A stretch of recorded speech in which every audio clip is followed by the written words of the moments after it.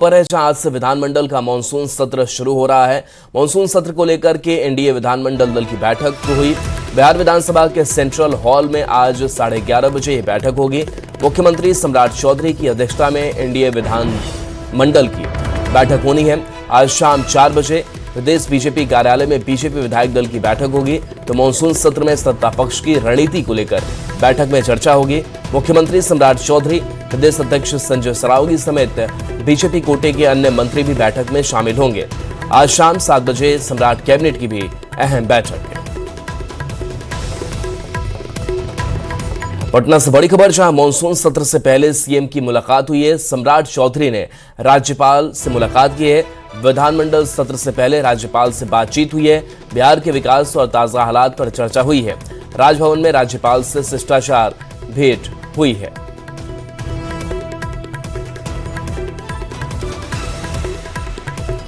बिहार विधानसभा का मानसून सत्र आज से शुरू हो रहा है। 5 दिनों तक चलने वाले इस सत्र के हंगामेदार रहने के पूरे आसार हैं। विपक्ष कानून व्यवस्था और हालिया घटनाओं समेत कई मुद्दों पर सरकार को घेरने की तैयारी में है, जबकि सत्ता पक्ष नेता प्रतिपक्ष तेजस्वी यादव के विदेश दौरे को मुद्दा बनाकर पलटवार की रणनीति बना चुका है।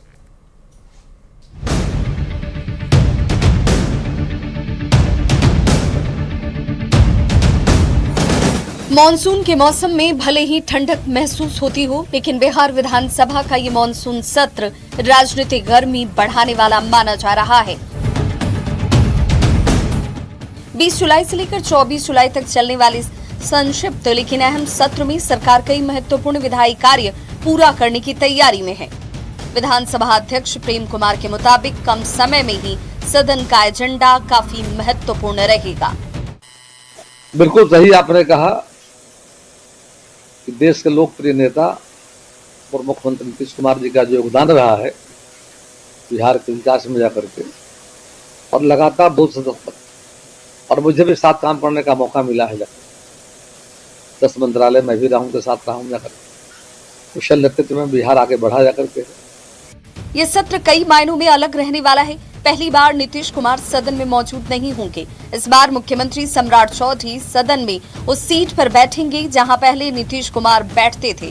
वहीं निशांत कुमार को लेकर भी राजनीतिक हलकों की नजर बनी हुई है। दूसरी ओर सत्ता पक्ष ने अभी से नेता प्रतिपक्ष तेजस्वी यादव के विदेश दौरे को लेकर हमला तेज कर दिया है। नेता प्रतिपक्ष आदरणीय तेजस्वी यादव जी को घेरने की क्या बात है? वो तो पहले से विदेश प्रवास पे हैं। उन्हें बिहार की जनता और यहाँ की समस्या या समस्या के निवारण से क्या मतलब है? एक नजर जिन मुद्दों पर गरमा सकता है ये सत्र: कानून व्यवस्था और बढ़ते अपराध पर घेराव, भारत भूषण तिवारी एनकाउंटर पर सवाल, बाढ़, बारिश और राहत कार्यों पर चर्चा, बिजली, सड़क और पेयजल के मुद्दे, शिक्षा, स्वास्थ्य और सरकारी योजनाएं निशाने पर, बेरोजगारी और युवाओं के मुद्दे पर बहस। कई विधेयक और सरकारी कार्य पेश किए जाएंगे। प्रश्नकाल और शून्यकाल में हंगामे के आसार हैं। सत्ता पक्ष उपलब्धियां गिनाएगा जबकि विपक्ष जवाब मांगेगा। छोटे सत्र में भी तीखी नोकझोंक की पूरी संभावना जाहिर की जा रही है। इधर विपक्ष भी अपनी पूरी तैयारी के साथ मैदान में उतरने जा रहा है। कानून व्यवस्था, भरत तिवारी एनकाउंटर और अन्य जन सरोकार के मुद्दों पर सरकार को घेरने की रणनीति बनाई गई है। आरजेडी का कहना है कि सरकार जनता के मुद्दों से ध्यान भटका रही है और सदन में इन सभी सवालों का जवाब उन्हें देना होगा। बिहार का जो जनता का मुद्दा है, अभी किसानों के हाहाकार मचा हुआ। पानी नहीं होने से पूरी तरह से व्यवस्था चौपट हो गई। किसान का रोपनी नहीं हो रहा है। तो जनता के मुद्दों पर महंगाई, बेरोजगारी, गिरती हुई विधि व्यवस्था पर साफ है कि विधानसभा का ये छोटा सत्र राजनीतिक तौर पर बेहद अहम रहने वाला है। सत्ता पक्ष और विपक्ष दोनों अपने अपने मुद्दों के साथ आमने सामने होंगे। अब देखना होगा कि राजनीतिक आरोप और प्रत्यारोप के बीच सदन की कार्यवाही कितनी सुचारू रूप से चल पाती है और जनता से जुड़े मुद्दों पर कितनी गंभीर चर्चा देखने को मिलती है। पटना से न्यूज़ 18 के लिए आनंद अमृतराज की रिपोर्ट। आज से संसद के मानसून सत्र का आगाज हो रहा है, जिसको लेकर तैयारियां पूरी हो चुकी हैं। संसद के मानसून सत्र में 48 सांसदों के बैठने की जगह बदली गई है। इसमें टीएमसी से एनसीपीआई में आए 20 सांसद और उद्धव गुट से गए 6 सांसद सत्तापक्ष की तरफ से बैठेंगे। गृह मंत्री अमित शाह राज्यसभा वंदे मातरम बिल पेश करेंगे। वंदे मातरम अब सिर्फ राष्ट्रीय गीत नहीं बल्कि नया राजनीतिक मुद्दा भी बन चुका है, जहां ये बहस सिर्फ कानून की नहीं बल्कि राष्ट्रवाद और राजनीति दोनों की कसौटी पर परखी जाएगी।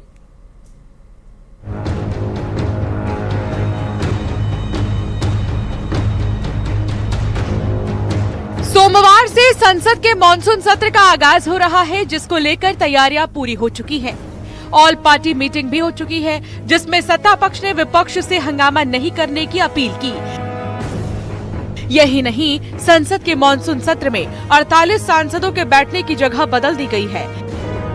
इसमें टीएमसी से एनसीपीआई में आए 20 सांसद और उद्धव गुट से गए 6 सांसद सत्ता पक्ष की तरफ बैठेंगे।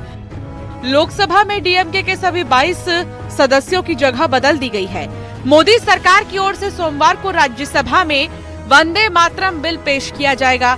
बताया ये जा रहा है कि गृह मंत्री अमित शाह खुद वंदे मातरम बिल पेश करेंगे। वंदे मातरम बिल के साथ और भी कई बिल मानसून सत्र में पेश किए जाएंगे। इसलिए पार्लियामेंट का सत्र को विशेष करके जो ये मानसून सत्र है, कई इम्पोर्टेंट बिल्स बिजनेस सरकार की ओर से लाने जा रहे हैं। इसमें सब सहयोग करें। अगर विरोध भी करना है तो बातों के जरिए ही विरोध करें, हंगामा ना करें, और हम अपने तरफ से पूरा योगदान देंगे और विपक्ष से भी हम उम्मीद करते हैं कि वो भी सहयोग करेंगे। सरकार के जो बिल्स हैं उसमें हमारी सकारात्मक भागीदारी रहेगी और समर्थन रहेगा, और वही हम सरकार से उम्मीद करते हैं कि जनता के जो महत्वपूर्ण मुद्दे हैं उस पर सरकार अपनी नैतिक जिम्मेवारी प्रकाशित करे और जवाब दे। आजादी के आंदोलन का सबसे बुलंद नारा वंदे मातरम अब संसद की सियासत का नया मुद्दा बनने जा रहा है। बीजेपी इसे राष्ट्रीय अस्मिता से जोड़ रही है, तो वहीं all India Muslim personal law board ने धार्मिक आधार पर आपत्ति जताई है। कांग्रेस का कहना है राष्ट्रगीत का सम्मान सब करते हैं, लेकिन किसी को इसके लिए बाध्य नहीं किया जा सकता। यहीं से राजनीतिक टकराव और तेज हो गया है। जन गण मन देश प्रेम और देश के साथ के तई अपनी हुबुल वतनी का मुजाहरा करने के लिए वो काफी है, लेकिन ये जनगण वंदे मातरम लाया है इसलिए जा रहा है कि मुसलमानों के लिए ये एक्सेप्टेबल नहीं है, इसलिए कि मुसलमानों की फेथ से टकराता है। और जाहिर है कि हम आर्टिकल 25 के तहत में हमको अपने फेथ पर चलने की, अमल करने की आज़ादी हासिल है, तो जाहिर बात है कि मुसलमानों के लिए एक्सेप्टेबल नहीं होगा ये चीज़। और वैसे भी सुप्रीम कोर्ट का फैसला है हमारे यहाँ पे कि इवन जनगण मन भी अगर आपके फेथ से टकराता है और अगर आप ना पढ़ना चाहें तो आप एहतराम में खड़े तो रहें लेकिन पढ़े नहीं। वंदे मातरम तो सब लोग उसका सम्मान करते हैं, उसमें कौन सम्मान नहीं कर रहा वंदे मातरम का भाई। और सुप्रीम कोर्ट की रूलिंग है कि आप खामोश होकर भी सम्मान कर सकते हैं, आप बाध्य नहीं कर सकते, कुछ भी सम्मान कह सकते हैं, सम्मान किया जाएगा। हाँ, उसके बाद 98 के अंदर सुप्रीम कोर्ट ने इसको डिफाइन किया कि सम्मान खड़े होकर के सम्मान किया जाता है। तो क्या मंशा मानते हैं? कुछ भी मंशा नहीं है, सेंसेशन क्रिएट करना है, इसके अलावा कोई नहीं। छात्र भाड़ में जाएं, आंदोलन कर रहे हैं तो भाड़ में जाएं, कोई मरता है तो मर जाए, इनकी तरफ से कोई फर्क नहीं पड़ता है। 150 वर्ष वंदे मातरम के हो रहे हैं तो सबको इसमें मिलकर जश्न मनाना चाहिए, परंतु कांग्रेस पार्टी वंदे मातरम से इतना नफरत करती है। नेहरू जी ने वंदे मातरम को 2 टुकड़ों में काटा। आज भी नेहरू जी के वंशज वंदे मातरम नहीं बोलते हैं। उनके कई MP, MLA, विधायक, सरकारें वंदे मातरम का विरोध करती है। तब मुस्लिम लीग के चक्कर में 2 टुकड़ों में काटा, आज मुस्लिम लीग केरलम के चक्कर में वंदे मातरम का विरोध करते हैं। मतलब इनको हिडमा में तो हीरो दिखाई देता है, इनको नक्सली में शहीद नजर आता है, इनको अफजल गुरु याकूब बेचारा नजर आता है, परंतु इनको भारत माता और वंदे मातरम से बड़ी समस्या है। वंदे मातरम अब सिर्फ राष्ट्रगीत नहीं बल्कि नया राजनीतिक मुद्दा भी बन चुका है। एक तरफ सरकार इसे राष्ट्र सम्मान का विषय बता रही है, तो दूसरी तरफ विपक्ष इसे राजनीतिक ध्रुवीकरण का कोशिश कह रहा है। अब सबकी निगाहें संसद के मॉनसून सत्र पर होंगी, जहां ये बहस सिर्फ कानून की नहीं बल्कि राष्ट्रवाद और राजनीति दोनों की कसौटी पर परखी जाएगी। Bureau report, news 18। बिहार में रविवार विकास की नई इबारत लिखी गई। सीएम सम्राट चौधरी ने 2 बड़ी योजनाओं की सौगात दी। शिवहर में नदियों को जोड़ने वाली महत्वाकांक्षी परियोजना का उद्घाटन किया, तो बेगूसराय की धरती से 38 जिलों में के एक साथ 551 सरस्वती विद्या निकेतन आदर्श विद्यालय का शुभारंभ कर दिया गया। ये रिपोर्ट आपको दिखाते हैं।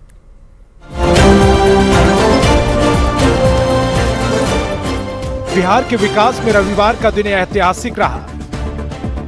सीएम सम्राट ने शिवहर और बेगूसराय की धरती से बिहार को बड़ी सौगात दी। शिवहर में सीएम सम्राट ने बिहार की पहली नदियों को जोड़ने वाली महत्वाकांक्षी परियोजनाओं का उद्घाटन किया। बेलवा डैम से बागमती नदी की धारा लिंक चैनल के जरिए मुजफ्फरपुर के मीनापुर स्थित बूढ़ी गंडक नदी की ओर रवाना हो गई। इस परियोजना पर लगभग 130 करोड़ से अधिक की लागत आई। शिवहर से सीएम सम्राट की 200 करोड़ की योजनाओं की सौगात दी। आदरणीय प्रधानमंत्री नरेंद्र मोदी जी ने जो बिहार में नदियों को जोड़ने का काम शुरू किया, आदरणीय नीतीश कुमार जी ने जो पूरा किया, आज बताते हुए खुशी हो रही है। शिवहर जिला से बागमती का पानी मैंने छोड़ा और इसको बूढ़ी गंडक में जोड़ने का काम आज विजय चौधरी जी के नेतृत्व में शुरू कर मैं आया।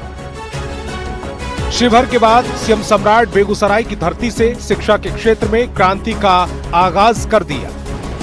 सीएम सम्राट ने बिहार के 38 जिलों में एक साथ आज 551 सरस्वती विद्या निकेतन आदर्श विद्यालय का शुभारंभ किया। शिक्षा के क्षेत्र में ऐतिहासिक अध्याय माना जा रहा है। ये आदर्श विद्यालय उत्कृष्ट शिक्षा, आधुनिक सुविधाओं, नवाचार और ओवरऑल पर्सनैलिटी डेवलपमेंट के सेंटर होंगे।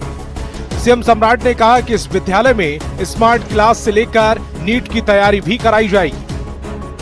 सरस्वती विद्या निकेतन के माध्यम से उन लाखों बच्चों को जरूर एश्योर करना चाहता हूं कि हम लोगों ने इसमें नीट की पढ़ाई, नीट की कोचिंग हो, जेईई की कोचिंग हो या स्मार्ट क्लासेस हो। लोग प्राइवेट स्कूल में इसलिए जाते हैं कि वहां डिजिटल के तौर पर पढ़ाई हो सके और नए चीजों का ज्ञान अर्जन कर सके।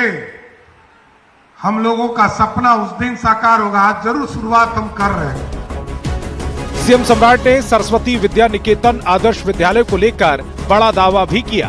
सीएम ने कहा कि ये स्कूल ऐसा बनेगा कि डीएम से लेकर विधायक तक इस स्कूल में अपने बच्चों का नामांकन कराएंगे। 1 साल में ऐसा स्कूल बना देना है कि डीएम साहब, एसडीओ साहब और विधायक जी जिस दिन इस स्कूल में अपने बच्चे का एडमिशन कराना शुरू कर देंगे, समझिएगा बिहार बदल गया।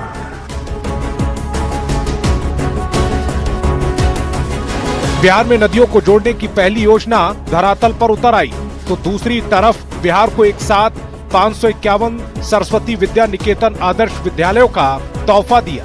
सीएम सम्राट की ये सौगात बिहार के विकास में मील का पत्थर साबित होने वाली है।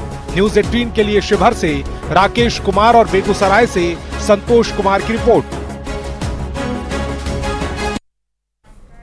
अब बात बांकीपुर उपचुनाव की जंग की। उपचुनाव के रण में प्रत्याशी पूरे दमखम के साथ उतर चुके हैं। बीजेपी उम्मीदवार नीरज सिन्हा ने क्षेत्र में जनता से जीत का आशीर्वाद मांगा, तो एनडीए नेताओं ने दावा किया कि चुनाव में जनसुराज कोई फैक्टर नहीं है, एनडीए की जीत तय है।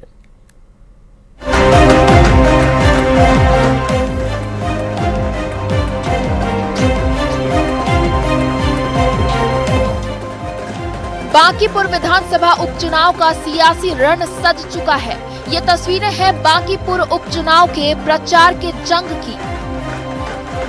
बीजेपी उम्मीदवार नीरज सिन्हा ढोल नगाड़े के साथ चुनावी रणभूमि में जनता का आशीर्वाद मांग रहे हैं। बांकीपुर विधानसभा उपचुनाव को लेकर एनडीए ने पूरी ताकत झोंक दी है। एनडीए का हर दल अपने अपने तरीके से चुनाव प्रचार में लगा है। मंत्री से लेकर विधायक तक घर घर जाकर चुनाव प्रचार कर रहे हैं और जनता से बीजेपी के नीरज कुमार सिन्हा के लिए वोट मांग रहे हैं। इस तरह का माहौल है बांकीपुर विधानसभा उपचुनाव में निश्चित तौर पर देखिए, आप हाई प्रोफाइल बोल रहे हैं, हाई प्रोफाइल जिसके बारे में बोल रहे हैं वो तो पूरे बिहार में लड़े, एक सीट नहीं जीते तो यहाँ कहाँ से जीतेंगे? यहाँ इनका जमानत बचने वाला नहीं है, याद रखिएगा। एनडीए के नेता बांकीपुर उपचुनाव में एनडीए की बड़ी जीत का दावा कर रहे हैं। एनडीए का कहना है कि मतदाता अपना मन बना चुके हैं और जनसुराज चुनाव में कोई बड़ा फैक्टर नहीं है। जनता सिर्फ और सिर्फ विकास के नाम पर ही वोट करेगी। जो राजद की जो घटती हुई विश्वसनीयता है और गिरता हुआ जो जनाधार है, उसकी सबसे बड़ी वजह तेजस्वी यादव खुद बनते जा रहे हैं। बांकीपुर विधानसभा का चुनाव भारतीय जनता पार्टी अपार मतों से जीतेगी, सारे रिकॉर्ड को तोड़ेगी। बांकीपुर उपचुनाव में मुकाबला बेहद दिलचस्प होता जा रहा है। मुख्य मुकाबला बीजेपी के नीरज कुमार सिन्हा, जन सुराज पार्टी के प्रशांत किशोर और राष्ट्रीय जनता दल की रेखा गुप्ता के बीच है। बीजेपी का मजबूत गढ़ मानी जाने वाली बांकीपुर सीट अब असली दिलचस्पी इस बात को लेकर है कि मुख्य विपक्षी ताकत कौन बनने जा रहा है। न्यूज 18 के लिए पटना से आनंद अमृतराज के साथ धर्मेंद्र कुमार की रिपोर्ट।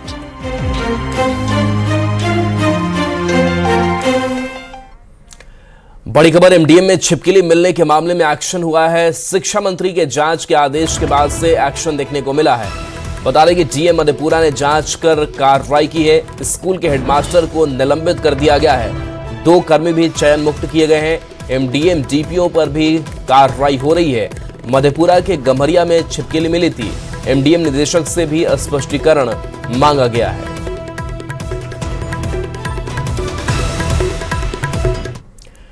मोतिहारी में पुलिस ने कारतूस बनाने वाली फैक्ट्री का खुलासा किया है। एक साथ 5000 अर्धनिर्मित कारतूस देखकर पुलिस भी हैरान रह गई। पुलिस ने 6 से ज्यादा ठिकानों पर छापेमारी करते हुए 4 अपराधियों को गिरफ्तार किया। ये रिपोर्ट आपको दिखाते हैं। मोतिहारी में मौत का धंधा, कारतूस फैक्ट्री का भंडाफोड़, 5000 से ज्यादा कारतूस बरामद।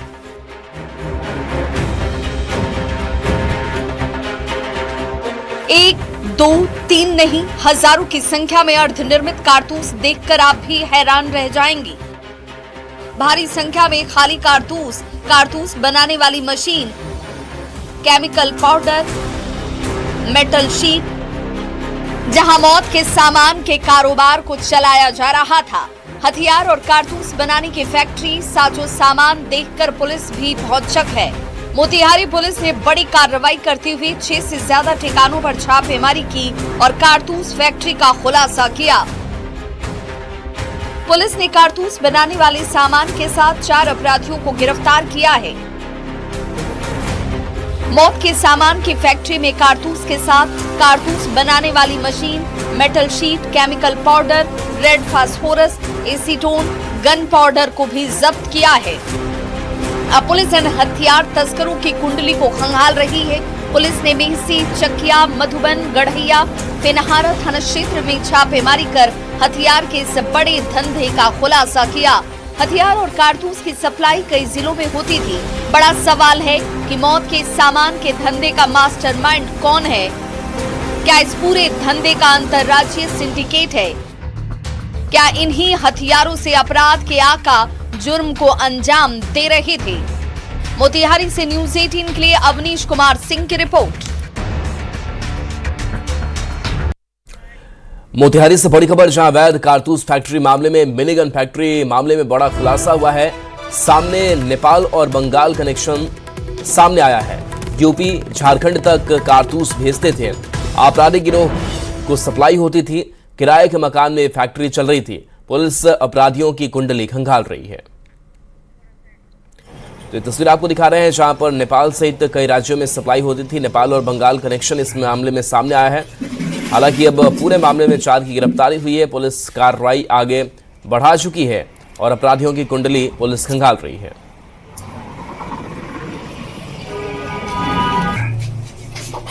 कार्रवाई के दौरान कारतूस बनाने वाले मास्टरमाइंड किराएदार श्रीकांत सिंह पिता रामाधार सिंह साकिन बिशुनपुर मड़पा थाना फेनहारा जिला पूर्वी चंपारण एवं कारतूस के भंडारण परिवहन एवं बिक्री करने वाले रामबाबू पासवान बली आलम को गिरफ्तार किया गया है। गिरफ्तारी के क्रम में रामबाबू पासवान के घर से छुपा कर रखा 130 जिंदा कारतूस एवं उसके सहयोगी रहमत मियां पिता इसहाक अंसारी साकिन टोला थाना मधुबन जिला पूर्वी चंपारण के घर से 34 जिंदा कारतूस बरामद किया गया है। मास्टरमाइंड श्रीकांत सिंह के ग्राम ओझा टोला स्थित उसके किराए के मकान से भारी मात्रा में कारतूस बनाने वाली केमिकल सामग्री की बरामदगी हुई है।